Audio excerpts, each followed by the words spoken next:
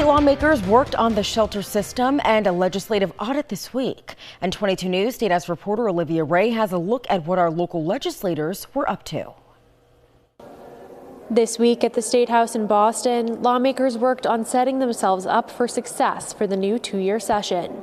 Lawmakers continued to grapple with the overburdened emergency shelter system. The state Senate approved $425 million in funding and a handful of new regulations, including capping the system at 4,000 families and increasing background checks. With the federal funding landscape looking increasingly erratic and darker by the day, the responsibility rests with us to ensure the state's right to shelter law remains sustainable and viable options for families in need. The state auditor's team met with a group of senators to hash out some details of their pending audit of the legislature. After a contentious 90-minute meeting, the Senate is still concerned about the constitutionality of the audit due to the separation of powers clause. How do you decide? You know, you could call it a slippery slope, right? Because if I let you do one thing, do you do the next?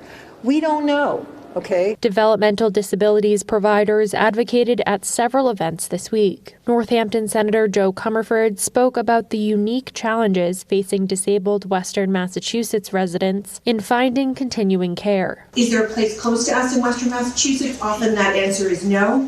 Is there a place that's going to maximize their interests, their opportunities, their passions? Often the answer to that question is no. The Pioneer Institute released a report showing that Massachusetts saw its largest population boom in 6 decades due to increasing migrants flocking to the state.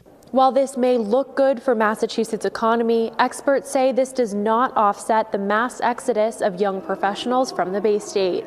Working for you from the State House in Boston, I'm Olivia Ray, 22 News.